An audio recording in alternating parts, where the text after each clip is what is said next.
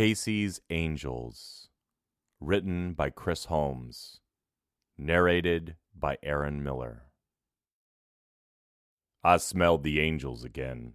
Their sweet perfume woke me from a nap and overpowered the odors of fall leaves, the grease-stained fried chicken box and Mrs. Quigley's trash can down the street, and even the musky scent of Cleo and the miller's Siamese cat next door. The angel's scent is something I'd known since I was a pup, but lately it smelled stronger and came more frequently. I wondered if it heralded my owner Henry's departure. He turned 89 last month. We shared the indignities of aging, cataracts, poor bladder control, and constant hip pain. Henry's from a fall last year and mine from advanced hip dysplasia. Henry reached down from his chair and patted my head. I pushed myself up into a sitting position and poked my nose into the air. My sense of smell was still sharp, and the heavenly scent hovered over us like a thick fog. It was a good thing and a bad thing. I had never doubted that Henry was anything but heaven-bound, but the thought of his imminent departure saddened me. I tried not to whine as I slid my front legs in front of me and lowered my aching back until the sturdy porch floor supported my belly. My hips creaked as I settled myself at Henry's slippered feet. My 16 years with Henry and his wife Carol had been a blessing. According to Doc Bennett, 16 for a golden retriever was ancient. The angels took Carol 5 years ago, and I knew they'd take Henry and me someday, too. In the meantime, we would look after each other until one of us no longer could. A sharp odor stung my nostrils and startled me. I lifted my head. Henry didn't like me to disturb the neighbors, so I muffled my bark and growled instead. "Hush now, Casey," Henry said. "What's the matter, boy? You always loved children. What you got against that handsome boy, anyway?" I could smell demons as well as angels, and the boy sitting on the porch steps across the street reeked of sulfur and brimstone. He sat and jabbed at the wood step with a pocket knife. 12 years ago, when he first appeared wrapped in a blanket and cradled in his mother's arms, the scent had been fainter but still there.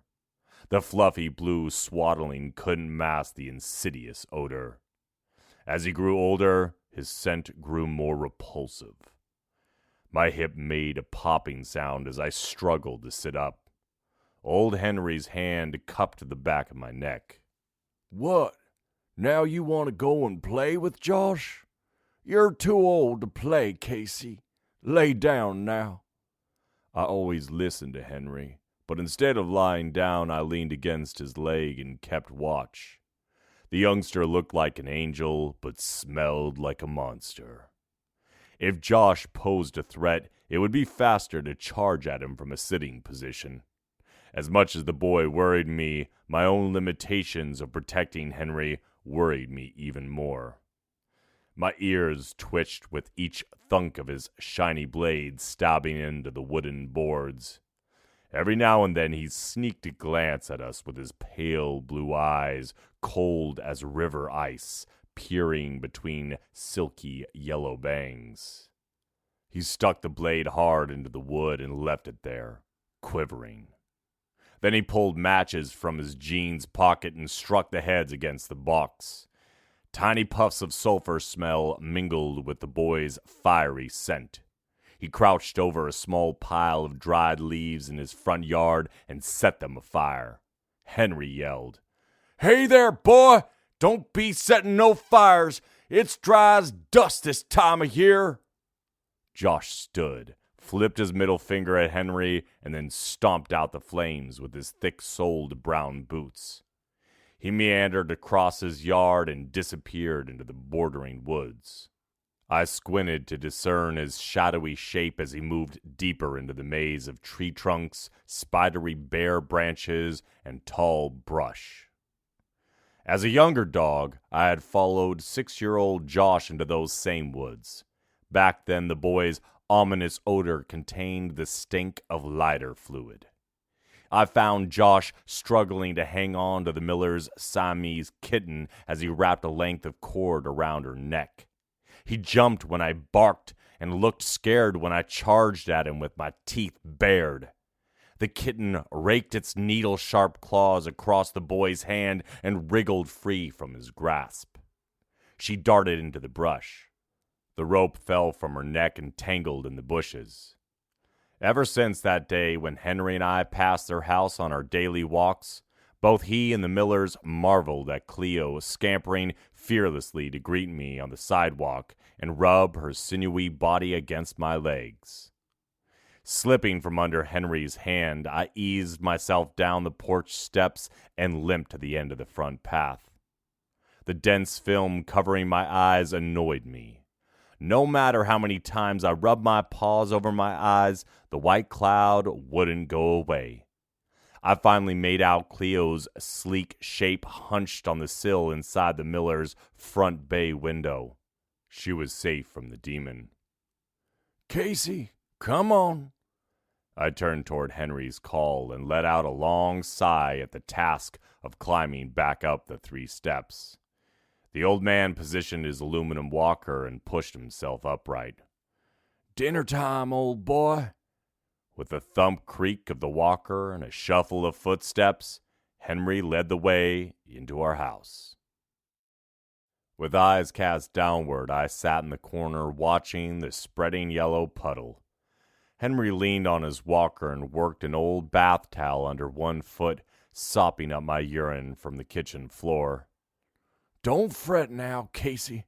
It's my fault for dozing off after dinner and not letting you outside.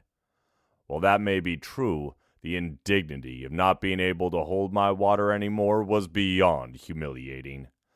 Perhaps the angels would take me tonight before poor old Henry slipped in one of my puddles and broke another brittle bone. He'd broken his hip when he slipped on the wet dock behind the house. The day had been good before that, almost like old times, when he and Carol and I would take their little boat down the river for a morning of fishing. Carol always made the best lunches for us. Her meatloaf sandwiches were my favorite. After the angels took Carol, we didn't go fishing for a long time. I'd jump in the boat and bark, but Henry only stood on the dock and watched me. After a while, I'd give up and jump into the water for a swim. Then one morning, Henry brought his fishing gear and climbed into the boat with me. I loved the water and the myriad of smells along the riverbank. Those fishing trips were fun, except Henry only brought peanut butter sandwiches. He'd smile and laugh when I licked at the peanut butter stuck to my teeth. On our last fishing trip, it started to rain just as Henry tied the boat to the dock. He stepped from the boat, slipped on the wet boards, and fell hard. I heard a snap. Blood seeped from the cut on his forehead. I licked his face and tugged at his jacket sleeve, but he didn't move. His breath came in shallow gasps, his face pale and twisted in pain. I ran next door to the miller's house, wishing I could yell for help. Instead, I barked as loud as I could until Mr. Miller came outside and followed me back to poor Henry. For a long time, I stayed with Henry's daughter, Lynn, in her house, but I worried about Henry every day. Finally, she took me for a car ride and brought me home. Henry waited for me on the porch. The excitement of seeing him overwhelmed me so much that I dove out the open car window. Lynn chased me and yanked on my leash. She warned me over and over not to jump on Henry. Something smelled different about Henry. He stood to greet me, but the aluminum walker was in the way. Stifling my urge to jump on him, I channeled all my energy into my tail. It swung so hard and knocked over the walker. Lynn scolded me, but Henry laughed. It felt good to hear him laugh, but his voice sounded tinny and fragile. Casey, come on, boy. Henry had finished cleaning the floor, and the odor of Lysol hung heavy in the air. He stood holding open the back door. The wide ramp Lynn's husband had installed made it easy for both of us to walk down the gentle incline to the back patio. Henry abandoned his walker for a sturdy wrought iron chair, pulled a pipe from his sweater pocket, and lit it with a trembling hand. I continued on into the grassy area, surprised I still had the urge to pass more water. Try as I might, I couldn't lift up my back leg to keep the stream from splashing the tufts of fur on my back legs. Instead, I squatted on trembling legs and endured the pain until my water stopped flowing. I never broke a bone like Henry. My back legs just grew weaker over time. Doc Bennett told Henry it was a common problem with my breed. The pills Doc gave me helped for a while. I could even run and catch the fuzzy tennis ball that Henry tossed to me from his chair on the porch. Lately, though, I only ran through the grassy fields in my dreams, and my tennis ball sat still in the corner of the porch, dirty, chewed, and growing moldy. I sniffed the air and detected a smoky odor. Not the earthy smell of Henry's pipe, but a putrid sulfur smell. A demon's smell. Fear forced my legs into a trot as I investigated the dark pathway between Henry's house and the miller's tall hedge. A crackling noise alerted me. My nose confirmed my fear before my eyes fully focused on Josh, crouched in the darkness. A flash of fire in the dry grass illuminated his twisted grin. I barked and then charged at the demon, ignoring the hot jolts of pain that pulsed through my legs and across my back. Josh scrambled to his feet. A small metal can fell from his hand, clattering against the side of the house, and splashed liquid onto the siding. I knew that ugly smell, lighter fluid. The flames in the grass leapt onto the wet stain on the house. A loud whoosh and the wooden shingles burst into flames and traveled upward. Fire scared me, but I had to save Henry's house. It was all he had. I steeled myself as I raced toward the low wall of flames in the grass. I mustered all my strength and forced myself to jump. My front paws hit the boy's chest, knocking him to the ground. Barking louder, I stood on top of Josh and pinned him down. The boy screamed and punched and kicked me. The heavy heels of his boots dug into my soft belly and smashed against my back legs. I never bitten anyone before, but I sank my teeth into his flailing arm just to stop the searing pain from his vicious kicks. Josh cried out louder and kicked me even harder. Casey! Henry's shuffling steps moved through the dried leaves behind me. Casey, no! Louder footsteps slapped against the pavement. A blast of icy water hit me square in the eyes.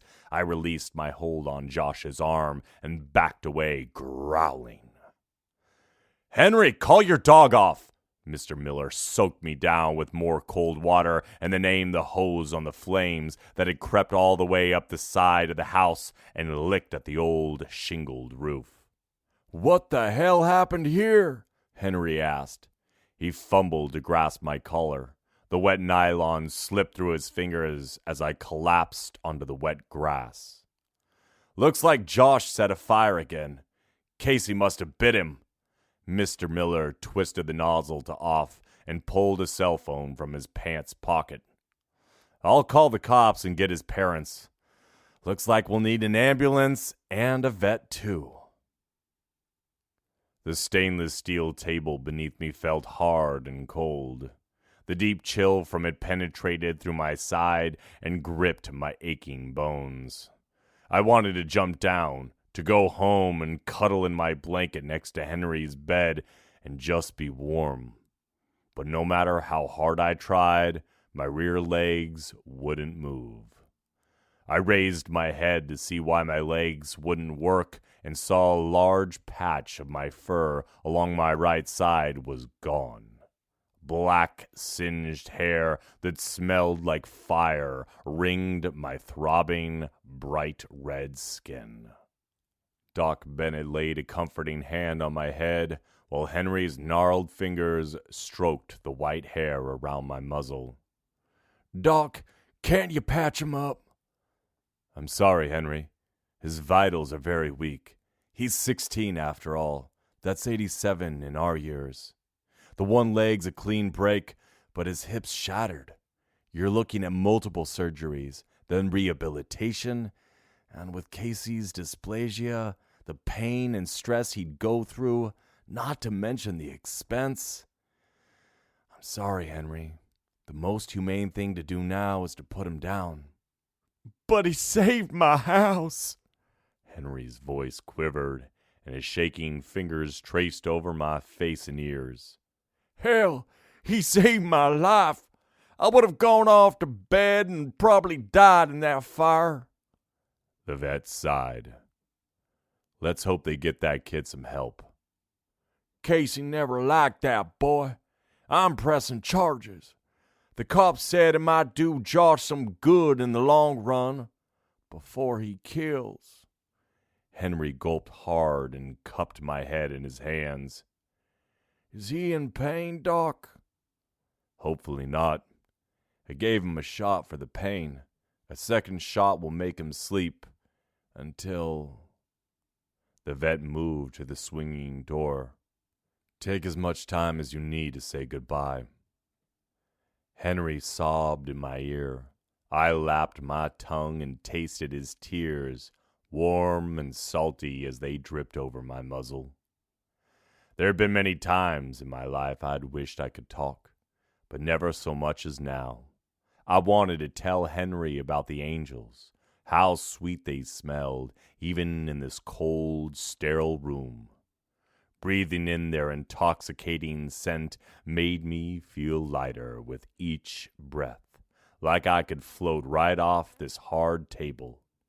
For the first time in a long while, my legs didn't hurt. Nothing hurt. When I closed my eyes, an endless blue sky lay before me over sun-washed grassy fields, greener than any grass I remembered, and in a world brighter than anything I'd ever seen, even through puppy eyes. The sun warmed my back and melted away the chill from the cold metal table. I nuzzled my nose into Henry's palm and breathed in his familiar scent, made even sweeter by the angels surrounding us. Look, Henry, there's water just beyond those fields. A long, rambling ribbon of water, so blue and clear it glittered like glass in the sunshine. And there's Carol. She's sitting in a boat just like ours. She held up a sandwich, and the savory aroma of meatloaf tickled at my nose. We can all go fishing again. I'll wait for you, Henry. Right here by the river. I promise you.